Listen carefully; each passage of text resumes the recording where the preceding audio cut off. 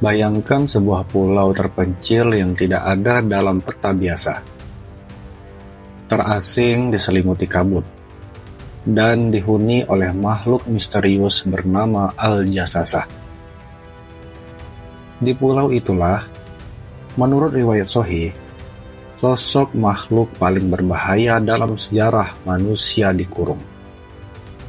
Dajjal, si buta sebelah mata, penebar fitnah terbesar menjelang akhir zaman.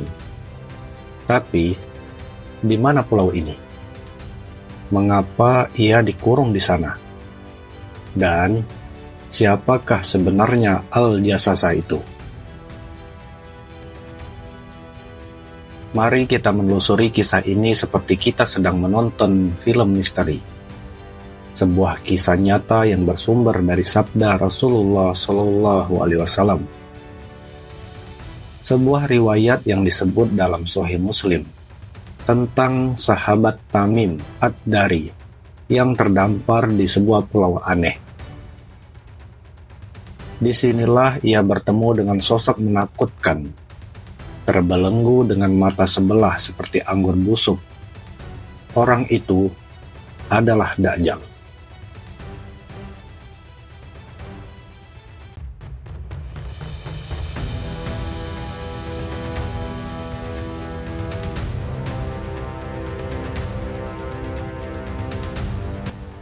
Dulu, sebelum ia masuk Islam, Tamim Ad-Dari adalah seorang pelaut Nasrani. Suatu hari, bersama rekan-rekannya, ia berlayar melintasi laut hingga dihantam badai hebat. Tersesat selama sebulan penuh di tengah samudra. Kapal mereka akhirnya terdampar di sebuah pulau misterius yang tidak dikenal. Mereka pun turun dan menjelajah. Tapi belum jauh melangkah, mereka dikagetkan oleh sesosok makhluk aneh, berbulu lebat. Tak bisa dibedakan mana depan dan mana belakang. Makhluk itu memperkenalkan diri sebagai Al-Jasasah. Dan dengan suaranya yang tidak biasa, ia berkata, "Pergilah kalian ke tempat itu. Seseorang menunggu untuk ditemui."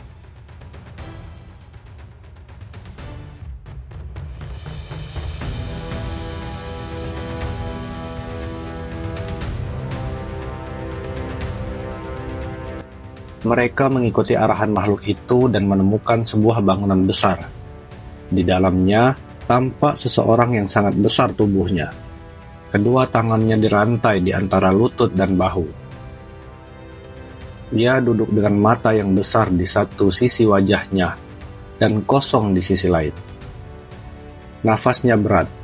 Suaranya menggelegar ketika ia bertanya kepada mereka, "Beritahukan kepadaku tentang pohon kurma di Baisan. Apakah masih berbuah?" "Masih," jawab mereka. "Akan datang masa di mana ia tak lagi berbuah," kata makhluk itu. Ia bertanya lagi tentang danau Tiberias, sumber air dari Syam, dan tentang mata air Zuhar. Lalu tentang kondisi Nabi yang ummi di tanah Arab. Dan ketika mereka menjawab bahwa Nabi Muhammad SAW telah muncul dan menetap di Yasrib, wajahnya berubah. Ia berkata, "Sungguh, telah dekat waktuku untuk keluar." Saat itulah Tamim Ad-Dari menyadari bahwa yang mereka hadapi adalah Dajjal. Sepulang dari pelayaran itu, Tamim segera masuk Islam dan menemui Rasulullah SAW. Ia pun menceritakan semuanya.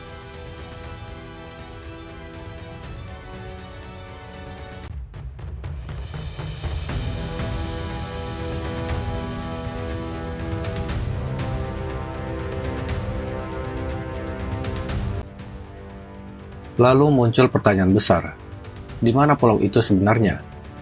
Banyak ulama berspekulasi, sebagian menyebut Pulau Socotra di Yaman. Pulau ini memang misterius, terpencil, memiliki flora dan fauna yang tidak ditemukan di tempat lain, dan memiliki gua-gua tua yang belum terjamah. Tapi, belum ada bukti pasti. Sebagian lainnya mengatakan bahwa pulau itu mungkin berada di dimensi lain, dimensi yang tersembunyi dari peta dan teknologi modern. Namun, bisa disentuh oleh takdir dan kehendak Allah. Al-Quran dan hadis memang banyak membicarakan hal gaib yang tidak selalu dapat dijelaskan dengan logika kita.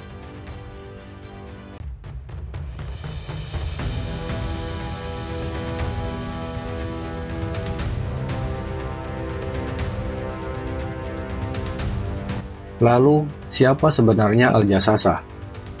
Makhluk aneh berbulu lebat yang tak bisa dikenali wajah dan punggungnya.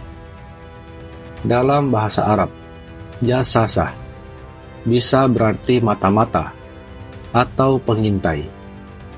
Sebagian ulama berpendapat bahwa ia adalah makhluk khusus yang ditugaskan untuk menjaga Dajjal, menjadi pengawas yang menyampaikan perkembangan dunia luar kepadanya, seperti alarm gaib yang memberinya kabar tentang dunia. Bahkan ada yang menyebut bahwa Al-Jasasah bukan hanya satu makhluk, tapi bisa jadi simbol dari jaringan pengawasan gaib yang Allah ciptakan untuk menahan waktu keluarnya Dajjal. Mengapa Dajjal tidak dibiarkan bebas? Karena waktunya belum tiba. Dalam sabda Nabi, Dajjal adalah fitnah terbesar sejak penciptaan Adam. Ia tidak sekedar menipu, tapi membolak-balikan kenyataan. Ia akan mengaku sebagai Tuhan. Ia akan membawa neraka yang tampak seperti surga, dan surga yang tampak seperti neraka. Kehebatan tipu dayanya sedemikian rupa hingga para nabi sebelum Nabi Muhammad SAW pun sudah memperingatkan umatnya tentang Dajjal.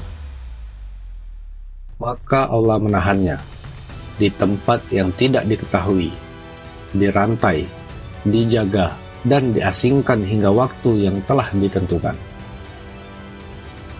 Dalam zaman modern ini, berbagai teori bermunculan. Ada yang menghubungkannya dengan Bermuda Triangle. Ada pula yang menyebutnya sebagai simbol dari sistem dunia yang mengarah pada munculnya fitnah Dajjal. Sistem keuangan global, teknologi pengawasan, dan manipulasi media. Tapi dari semua itu, satu hal yang pasti, Dajjal adalah nyata. Ia bukan simbol, ia adalah makhluk yang akan keluar. Rasulullah SAW bahkan mengajarkan kita untuk membaca doa perlindungan dari fitnah Dajjal di akhir setiap sholat. Bahkan, ini satu-satunya fitnah yang kita diminta untuk berlindung darinya setiap waktu. Saudaraku, bayangkan jika hari itu datang, ketika pulau itu tak lagi sunyi, ketika rantai itu terlepas, ketika makhluk itu melangkah keluar, membawa fitnah dan kekacauan yang belum pernah terjadi di muka bumi. Di manakah kita berada saat itu? Apakah kita akan tertipu oleh surga yang ia tawarkan? Ataukah kita akan kokoh bertahan, berpegang pada iman? Sekarang, aku ingin bertanya kepadamu. Jika Dajjal benar-benar keluar besok, sudahkah engkau siap? Sudahkah engkau membaca doa perlindungan darinya hari ini? Dan jika pulau itu benar-benar ada, apakah kamu yakin kamu ingin mencarinya? Klik like dan share jika kisah ini menggugah hatimu. Dan jangan lupa tinggalkan komentar. Menurutmu, di manakah sebenarnya pulau Dajjal itu berada? Sampai jumpa di episode selanjutnya. Tetap waspada, tetap dalam cahaya iman. Wassalamualaikum warahmatullahi wabarakatuh.